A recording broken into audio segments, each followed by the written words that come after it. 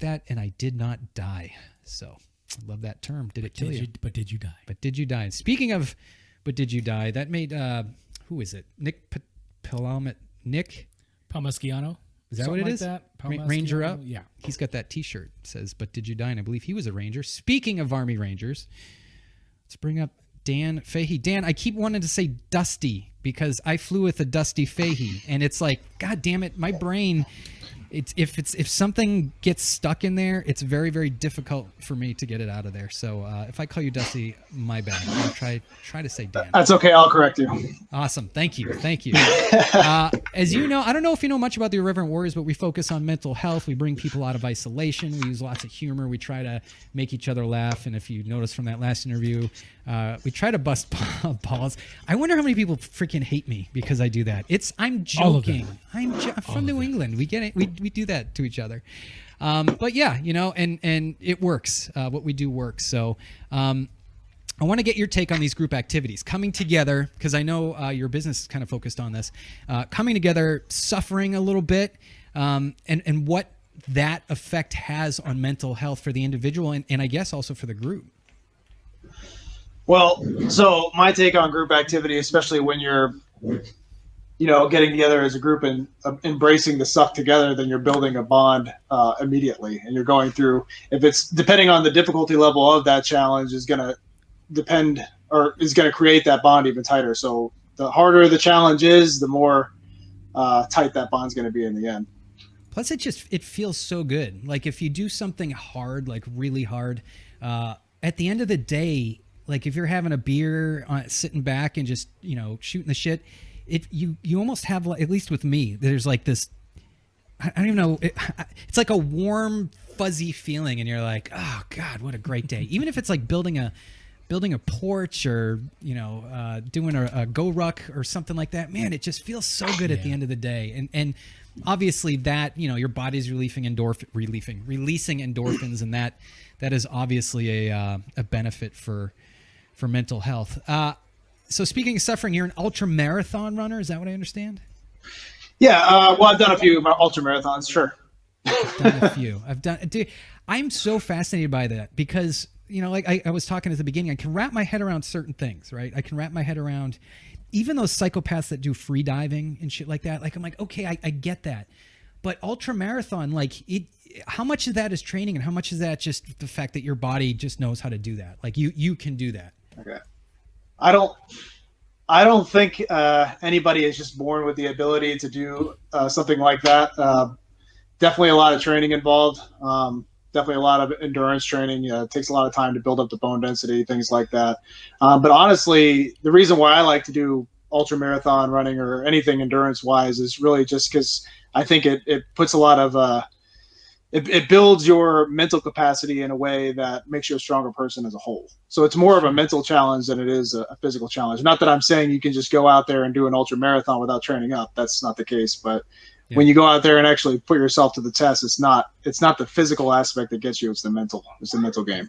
Yeah, I can understand that. And they say that's a lot. I mean, you went through Ranger school and I guess that's a lot of it too, right? If you have any doubt in your mind, the instructors and the cadre are going to find that doubt and they're going to break you with it.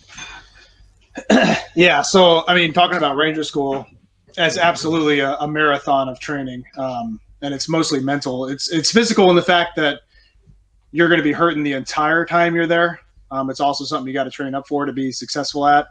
But the real challenge of Ranger school is the mental aspect. It's not so much the physical, because it's just, you're just hurting the entire time you're there. There's never a time where you're comfortable, so it's a marathon on the mind, just to push another day and get through another day by day. I love that never quit attitude. The SEALs talk about that a lot, the PJs and stuff. It's the idea that I would rather die at the bottom of the pool than quit. And those are the guys that I guess are going to make it, because you can't, how do you break someone like that? And that's who you want too. If you're, out on patrol and, half your unit gets injured or killed and now you have to fight or die, right? What are you going to do? Give up? Okay, then you die. Are you going to fight?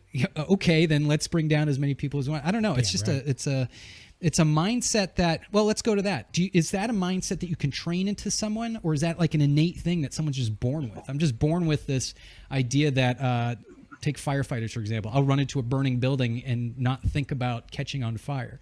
What are your thoughts on that? So I think training that mindset is absolutely possible. I think it's harder. This is just my take on it.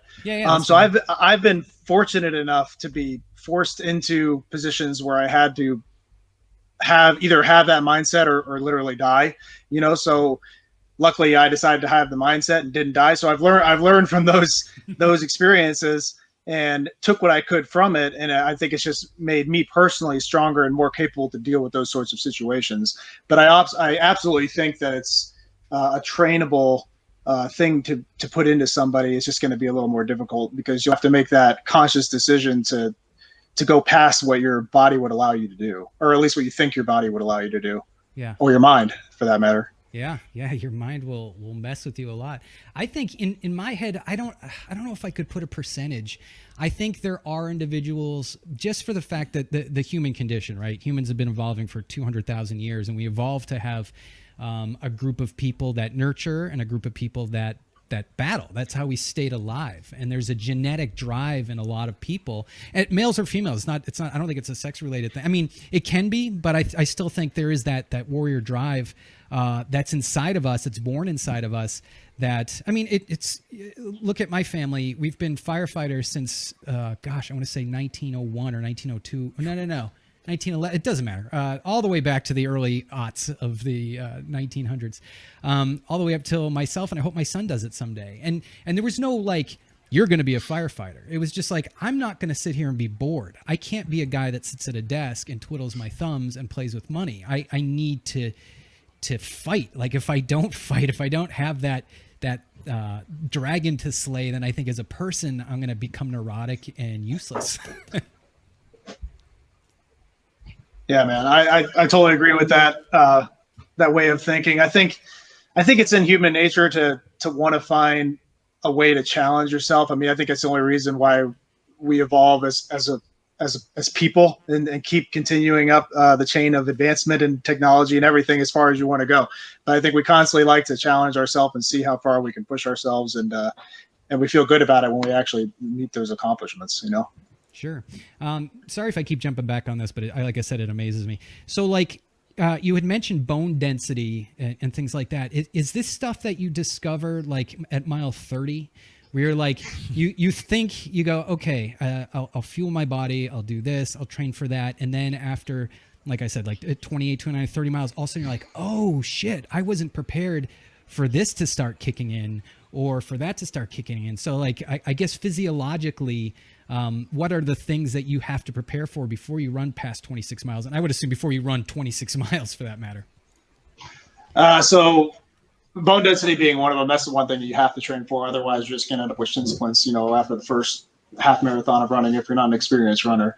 Yeah. That's something you have to train for, probably a minimum of at least a year, maybe even 2 to 3 years to be starting to get into ultra marathoning without getting shin splints right off the bat. That's just a fact. But as you're going into, you got to think like the average person probably burns about 100 to 150 calories per mile of running, and that's on a flat surface. And that's just like your, I want to use the term comfortable pace of running. So that's how many calories you could be burning if you're running up to 50 to 100 miles, times upwards to 150. I'm like a 150 calorie kind of guy because I'm pretty big and tall. But so that's the kind of calories that you would have to put into yourself upwards to an hour prior to your body actually needing those calories before you actually have to perform the action. So for every mile that you run, you had to fuel your body an hour prior with 150 calories. So when you go out there, so that adds up really quick. So you have to train for that, and you also have to train to allow, like when you're training for ultra marathon running, and when you actually go out on marathon day, you're not just having like a big pasta dinner the night before and saying, okay, I'm going to run for 100 miles now. You have to actually come up with a plan, a feeding plan, a drop bag plan while you're doing these ultra marathons so that you can actually fuel yourself in time so that when your body needs it, it has it. Otherwise, you'll cramp up, you'll dehydrate yourself, and you just won't make it. Yeah, I imagine just diet and like you said, rehydration, making sure you're getting salts and stuff. I mean, that's got to be, a huge percentage of it. Do you fuel yourself on glucose, or do you do any ketogenic running, getting your body into the burning fat stage, or how about that? With ultra marathons, I stick to a lot of it is gels and protein bars is what I particularly like.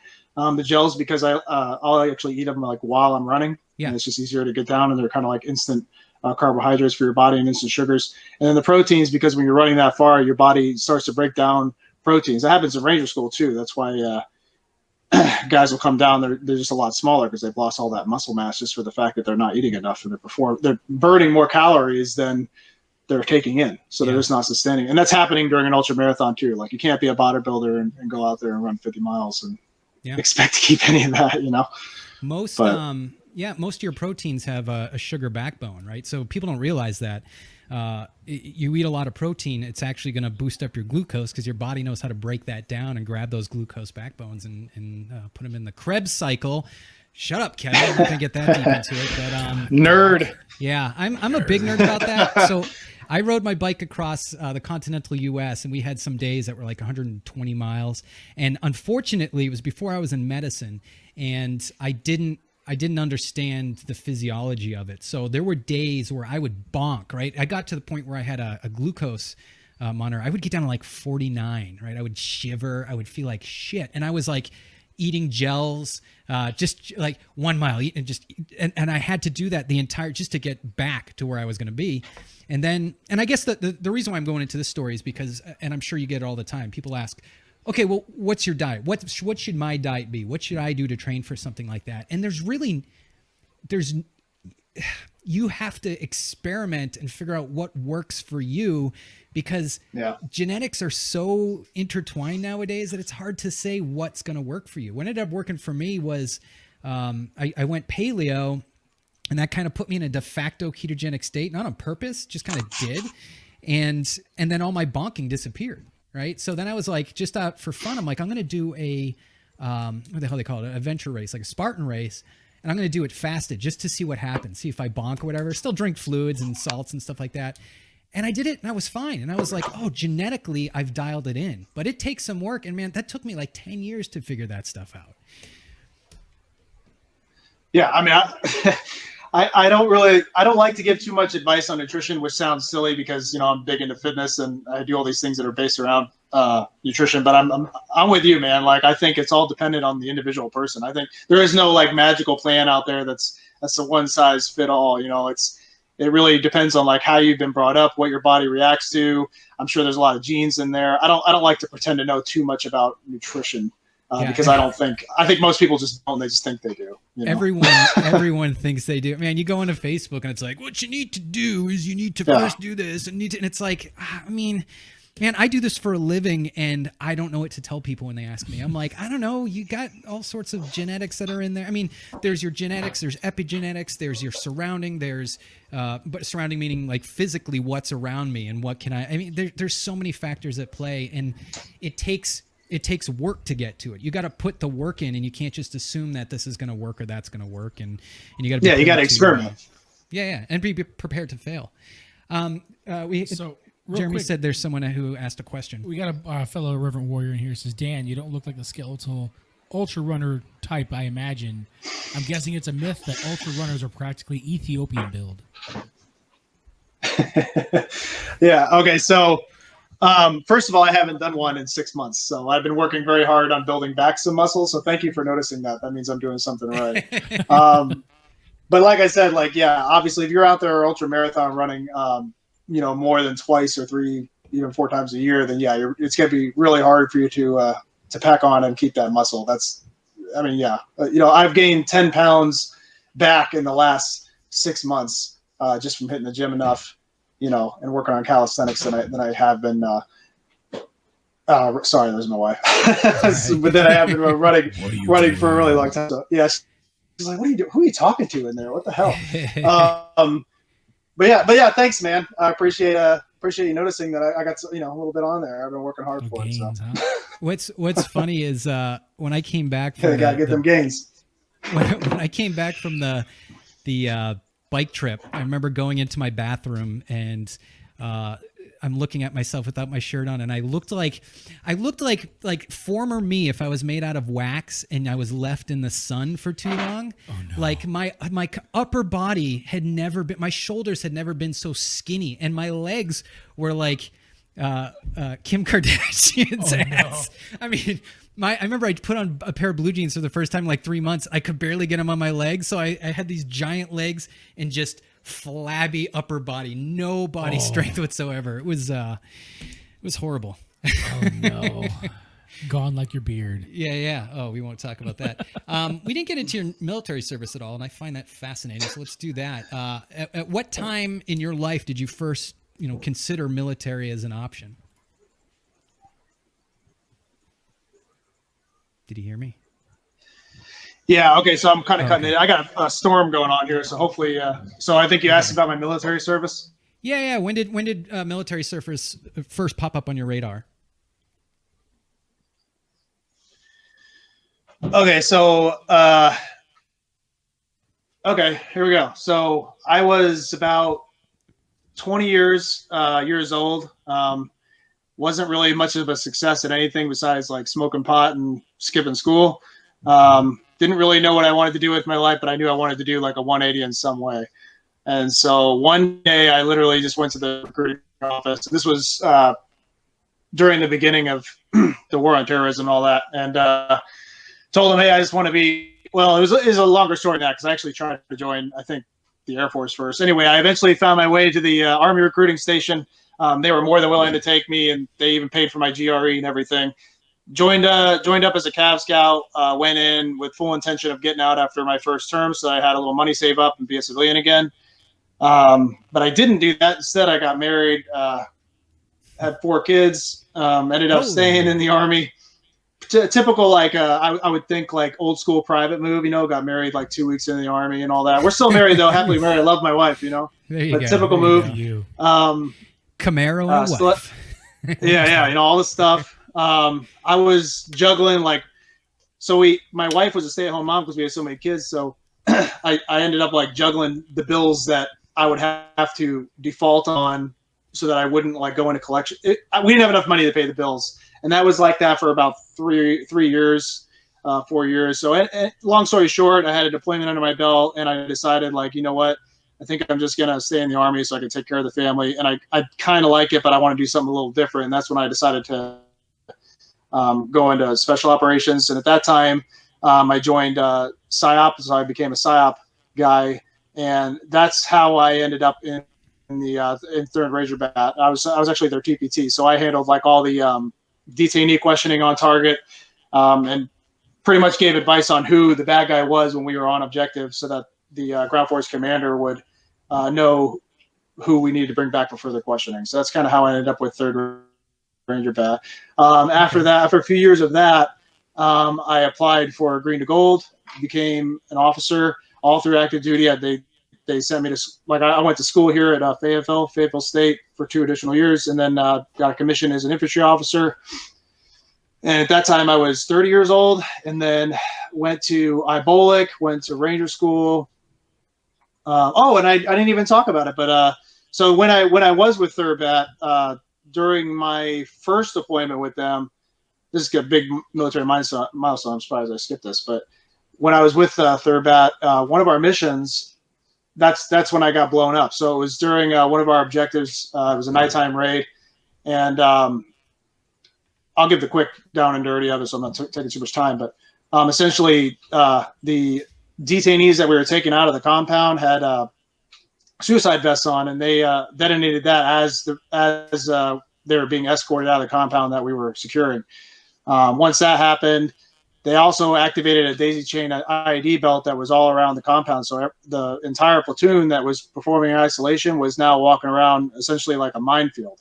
Holy shit. And so there was, at the end of the day or the end of the night, there was like 15-ish IEDs, pressure plate IEDs that were activated because they were stepped on by everybody. Because what was happening was once that first suicide vest went off, I was actually the closest to the breach, so I ran up and tried to help those guys. I threw a couple tourniquets on a couple of them, And then as we were setting up like some security while we were waiting on medevac the Chinooks were just coming back full circle. We didn't even have like actual medevac. I think somebody had a military or I don't know. Anyway, so I was dancing around a pressure plate like that whole time. When I turned around on a knee, that's when I got hit, and it blew me back like 50 meters.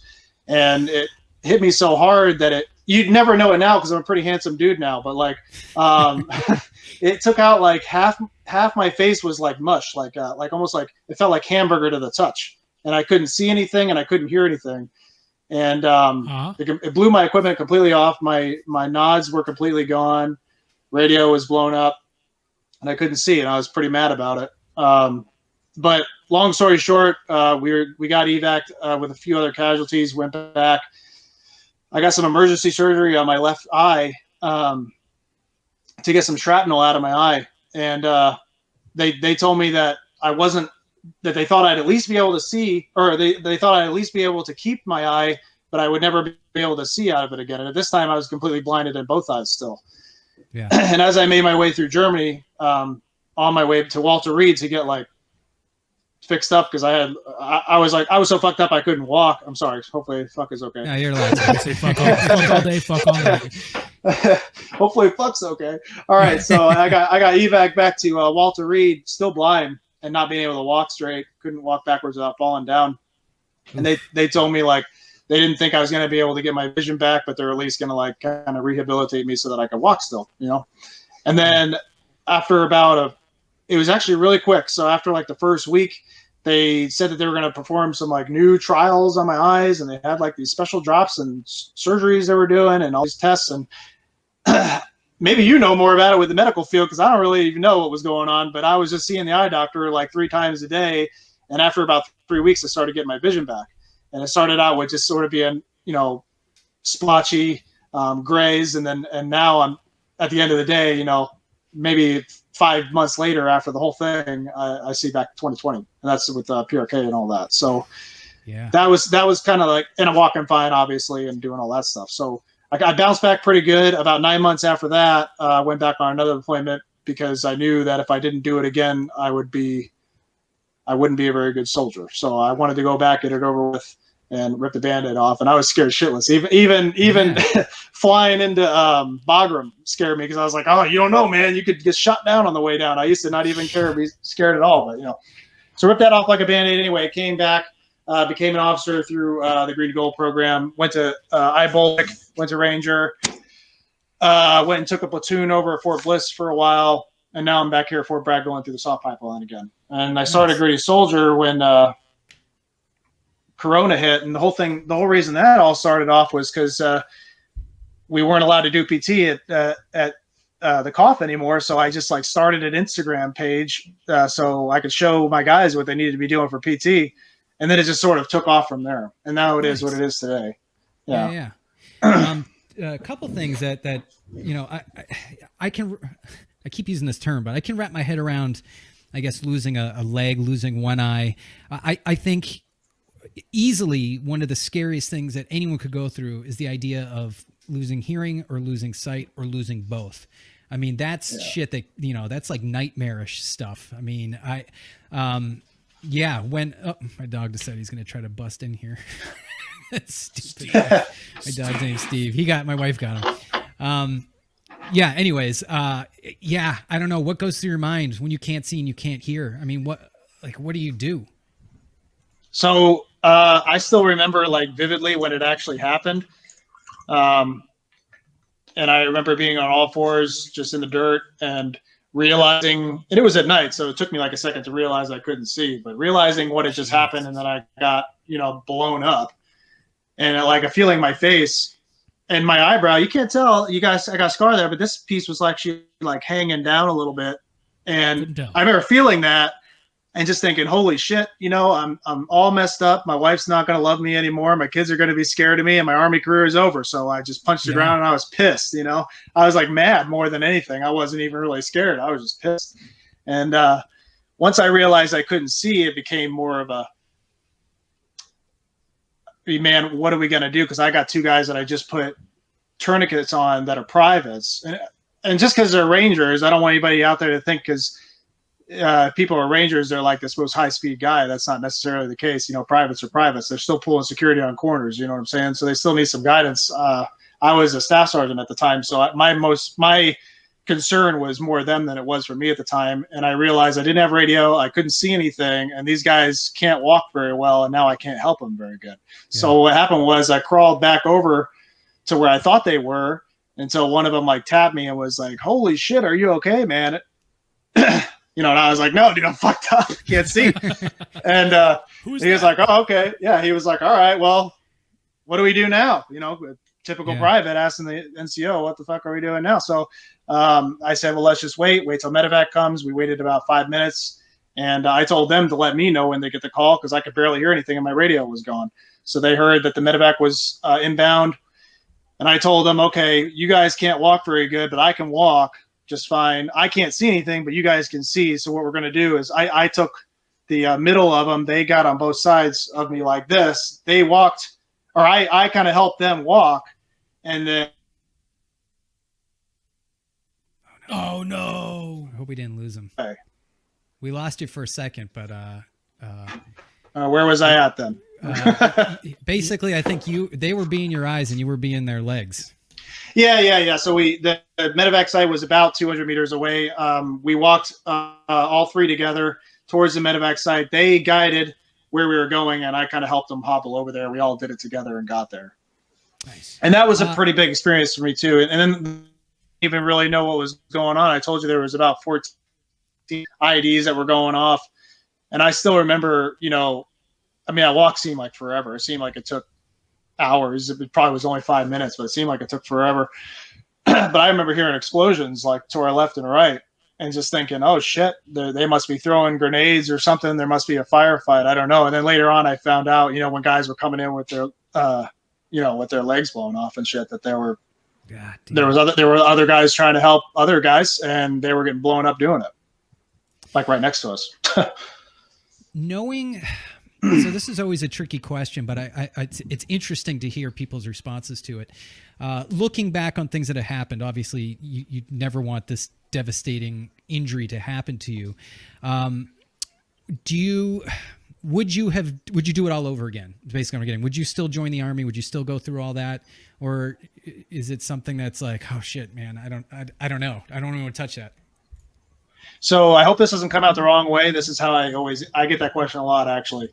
But honestly, that event was one of the worst and best things that ever happened to me. At the same time, kind of like having a kid, it's like the worst thing and the best thing that ever happened to you. Yeah. So it's like that kind of feeling. It's like, obviously I'd never want that to happen or wish that on anybody. Sure. But the bond and the events that happened after that incident was definitely a life-altering experience in a positive way. Going to Walter Reed, especially, it wasn't just me that went there. There was maybe I think there was 8 of us that were there all together recovering. Mine wasn't as bad as others.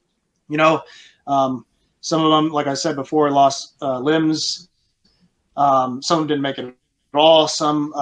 One of them, Tom Block, you might have heard of him. Tom Block was there.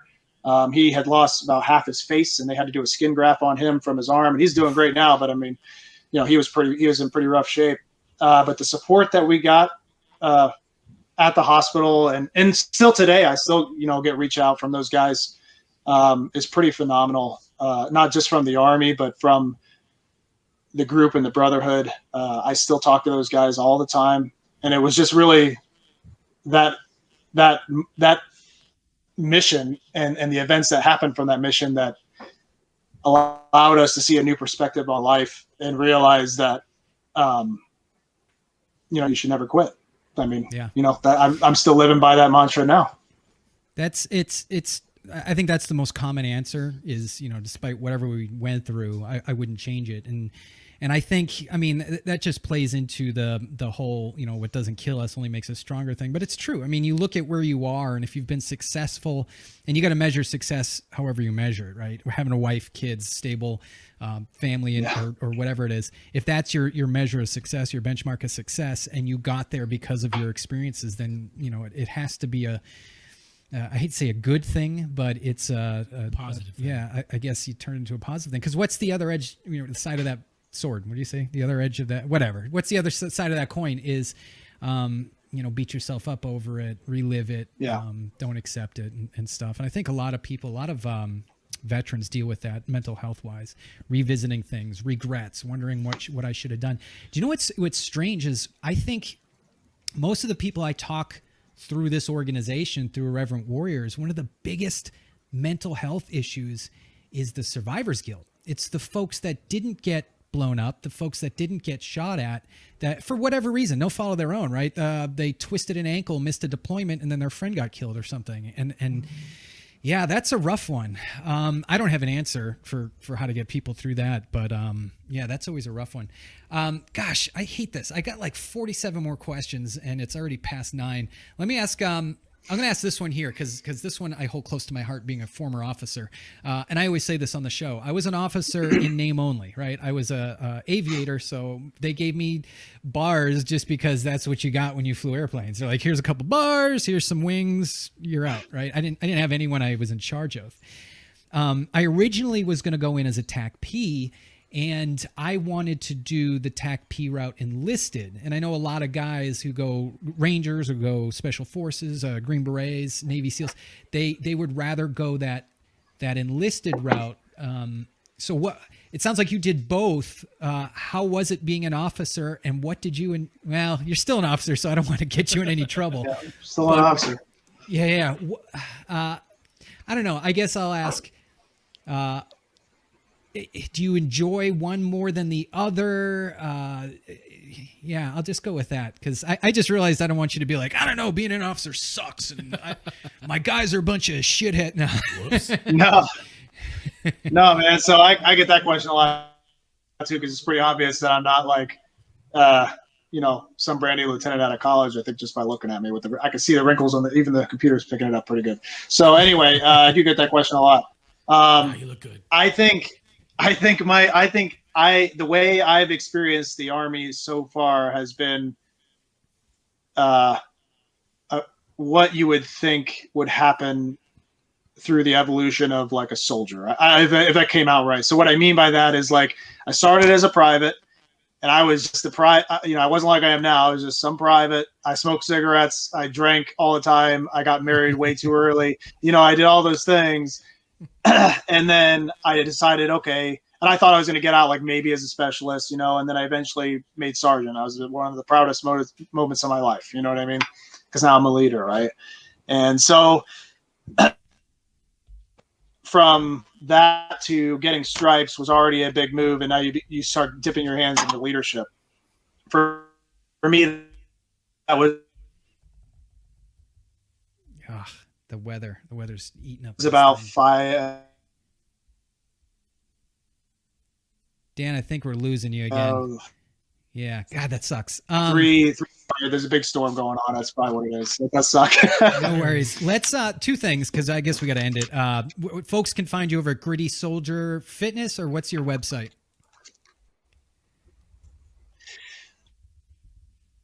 So the web we're on Facebook, Instagram, Pinterest. I mean, okay. Twitter.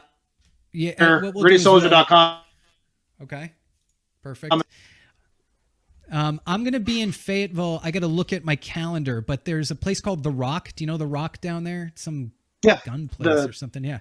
They're going to start doing, I guess, like monthly get-togethers and stuff. But we're going to try to broadcast live down there during one of their get-togethers. And hopefully, I mean, we're down in Fayetteville all the time. There's a Fayetteville hike. So maybe we can get you on a Fayetteville hike. Wear those silkies. You call them Ranger panties, but we'll still accept it, right? As long as we can see the thighs. That's all that matters. Yeah, let's do it. I've been working on the thighs, man. Awesome. Skies out, thighs out. That's right. Yeah. Dan, we'll have you on again sometime. Fantastic story. I wish I could, keep this going on for another 2 hours, but Yeah, we got to do what we got to do. But I really appreciate it. Thank you for sharing your story with us, and we'll try to drive some traffic over to Gritty Soldier. I know a lot of people are always looking for tips on how to. Actually, you know what? Email Dan all your nutrition questions because Yeah. he wants to hear about it. He's going to tell you everything to do. Okay. But no, man, thanks for hopping on. I really appreciate it. Yeah. All right, cool. Damn it, you get cut out again. Well, what are you gonna do? Damn storm. Yeah. That, I mean, we're here in the rain right now. Yeah. We don't get to see the sun in like another week. I'm not joking. It's like rain for the next 7 or 8 days. A week and a half, because North Carolina weather. It's like, we were supposed to have snow too. We were supposed to have some snow, and that disappeared. Don't say that. I mean, it's like if you're gonna have some bad weather, at least give us some snow. I know I would rather have it.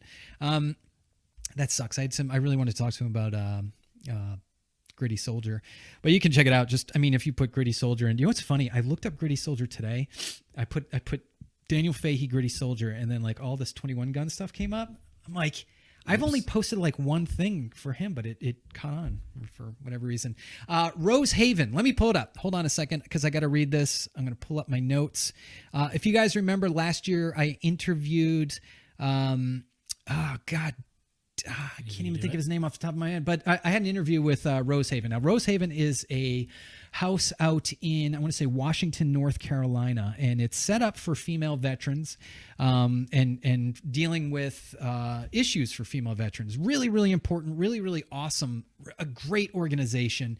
They are going to do a Thunder for Rose Haven. This is the annual motorcycle ride for Rose Haven. It's going to be April 3rd, 2021. Kickstands up at 11 a.m. Then this is for Pamlico Rose House. So I guess, how will I get you over there? Just put in, I guess just type in Thunder for Rose Haven. Thunder for Rose Haven, or do Pamlico Rose House. You'll find the website and stuff for our female veterans. Check them out. They have a lot of great services to the unique needs of our female sisters. What? Our sisters in uniform. Oh, there you go. You want to pull that up? Sure can. All right.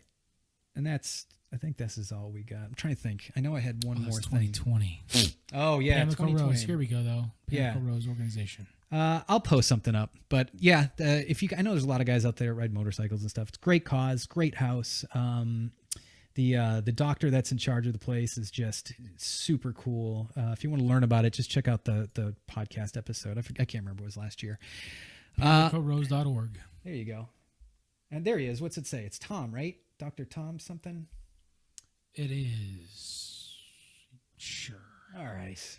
I'm sorry, Tom. I can't remember your name. I think that's... I don't think I have anything else to say. I remember I was going to write down something, but I don't know. Do you have anything else?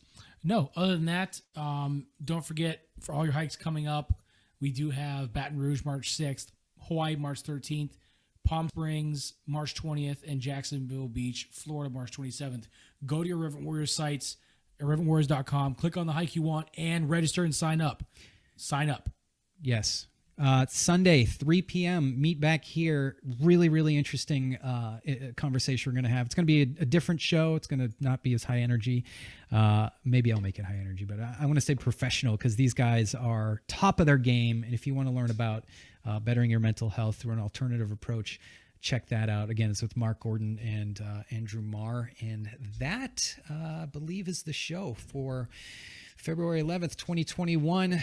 We will see you next week on, let me do the math, 7 plus 12, Thursday the 18th. Thursday the 18th. So thanks, guys, for checking us out. Head over to iTunes and give me a rating. Only if it's 5 and up. But that's all, guys. Thanks for checking us out. Really appreciate it. And we will see you next week.